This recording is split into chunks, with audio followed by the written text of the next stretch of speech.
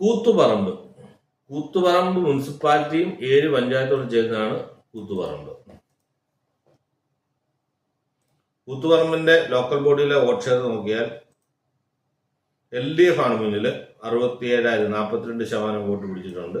UDF 35% vote പിടിച്ച 55,789 വോട്ടുണ്ട്.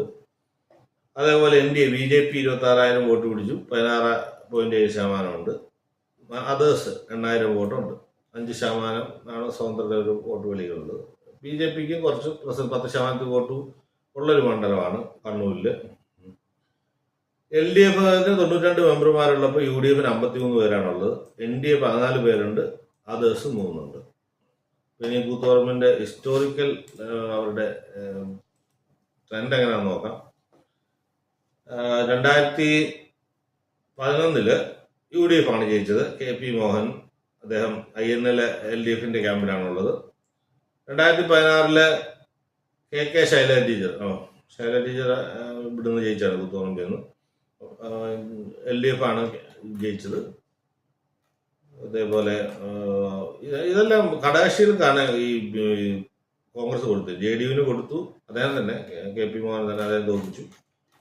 2021 വന്നപ്പം അദ്ദേഹം ജയിച്ചു. RJDയുടെ അദ്ദേഹം LDF ക്യാമ്പിലോട്ട് പോയി. RJD ലീഗിന് കൊടുത്തു കോൺഗ്രസ്.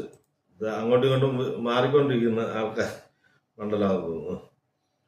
അപ്പം എന്തായാലും ഇപ്പൊ LDF അത് ലീഗ് എടുത്തിരിക്കുന്ന മണ്ഡലം, LDFന്റെ കയ്യിരിക്കുന്ന മണ്ഡലമാണ്. ഇത്തവണ ലീഗ് ജയന്തി രാജനാണ് വെച്ചത്. ലീഗ് ഒരു ഹിന്ദു ക്യാൻഡിഡേറ്റാണ് ഇട്ടിരിക്കുന്നത്. RJD തന്നെ PK പ്രവീണാണ് അവിടെ മത്സരിക്കുന്നത്. RJD തന്നെ ആ സീറ്റ് കൊടുത്തിരിക്കുകയാണ് LDF ക്യാമ്പ്. ഷിജിലാലാണ് BJPക്ക് വേണ്ടി മത്സരിക്കുന്നത്. കണ്ണൂർ കൂത്തുപറമ്പിന്റെ നോക്കുകയാണെങ്കിൽ LDFന് ഇപ്പോഴും ഒരു അഡ്വാൻറ്റേജ് ഉണ്ട്. 12,000 വോട്ടാണ് കൂടുതലുള്ളത്, 92 മെമ്പർമാരുണ്ട്. എൻ്റെ ഒരു അനാലിസിസിൽ LDF ഇത്തവണ കൂത്തുപറമ്പ് നിലനിർത്തും എന്നാണ് ഞാൻ പ്രതീക്ഷിക്കുന്നത്. ശരിയാണ്, വോട്ട് ഷെയർ കുറേ ഭരണവിരുദ്ധത ഉള്ളതുകൊണ്ട് ചെറിയൊരു മാർജിന് കൂത്തുപറമ്പ് നിലനിർത്തും എന്നാണ് ഞാൻ പ്രതീക്ഷിക്കുന്നത്.